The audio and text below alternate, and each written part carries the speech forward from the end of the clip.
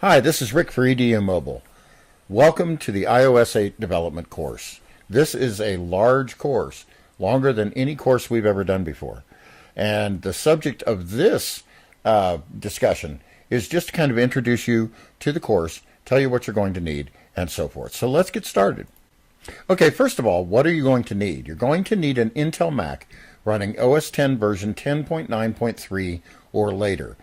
You will need Xcode 6. This is a free download from developer.apple.com.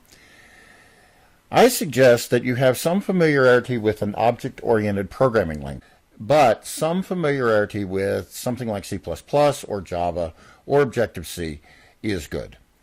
For testing on an actual device, you're going to need an Apple iOS developer account, and you can get one of these $99 a year at developer.apple.com/register/index.action.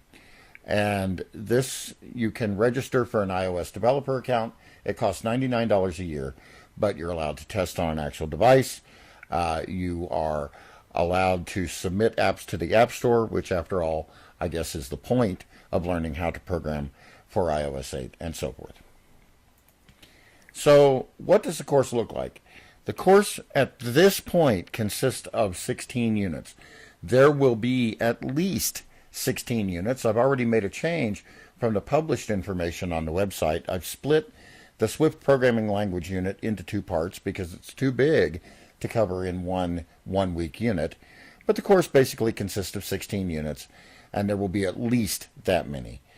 The first two units, of course, are about the Swift programming language. Swift is a new programming language from Apple. It is object-oriented. It is the programming language that sort of obsoletes C and Objective-C from the standpoint of Apple's mobile devices and, of course, also on OS X. When I say sort of, Objective-C is still a viable language. We can still write in Objective-C, and Objective-C will be supported as a language to develop iOS apps in for the foreseeable future. But Apple wants us to develop all new code in Swift.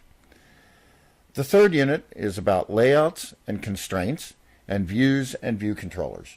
There's been some changes from iOS 7 to iOS 8 in how we lay out applications, and we're going to cover these changes and also how to do it from scratch in Unit 3. Unit 4 is about the model view controller design pattern and some of the collection classes that are available to us, analogs for things like NSArray and NSDictionary that are available to us in Swift. 5 covers tab views and table views. Probably 80 to 90% of all the applications that we develop in iOS are based on a table view or a tab view controller. So this is a very important step to learning. Unit 6, we're going to talk about SQLite. We're going to talk about storing your data in a database. There are different ways to store data. We can use a property list. We can use a database. We can have online storage. We can serialize classes using core data and so forth. But Unit 6 is a concentration on how we use SQLite in our applications to store data. Unit 7 is all about threading and operations, and also something called Grand Central Dispatch. How to write good threaded code. Threading is one of those things that developers shudder about when they learn a new language. It is not that hard. What we have to do is learn when to do it and then how to do it successfully. And that's what Unit 7 is all about. Unit 8, all about the camera. That's all I need to say about that.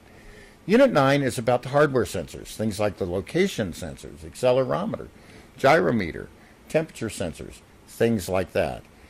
Unit 10 is about audio and video. Again, audio and video are very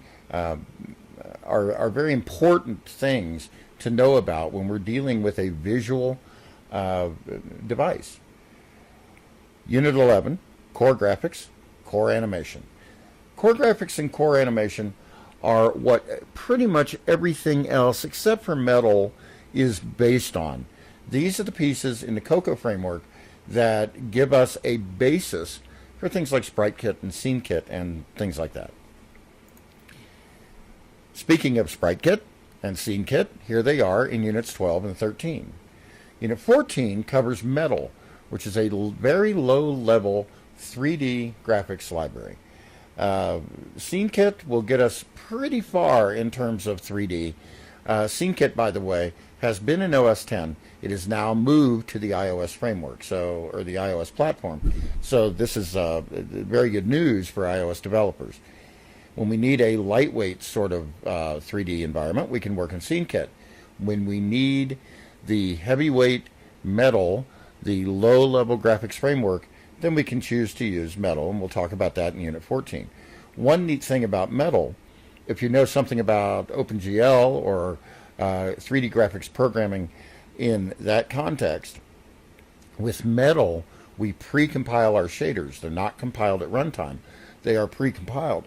And this, along with the other ways that Metal is structured, gives us up to a 10 times performance boost in the speed that 3D graphics are rendered using Metal over OpenGL on mobile devices. 15 is about best practices, debugging, unit testing, things like that. And then 16, all about preparing an app for the App Store. So each of these units contains 4 basic components. They will contain discussion videos like this one, demo videos where we get to see code and applications being developed in action, and then the source code for all of the demos, and then assignments. I have increased the difficulty, or the difficulty level of the assignments, and I will be giving you more of them. If you've taken a course with us before, be prepared to have more assignments. I think it's very important that we understand what we're attempting to do. And the only way, in my view, in an online course to get that level of understanding, aside from a one-on-one discussion, is for you to have experience doing assignments. And so that's why I'm going to be giving you more and more difficult assignments throughout the course. Thank you very much.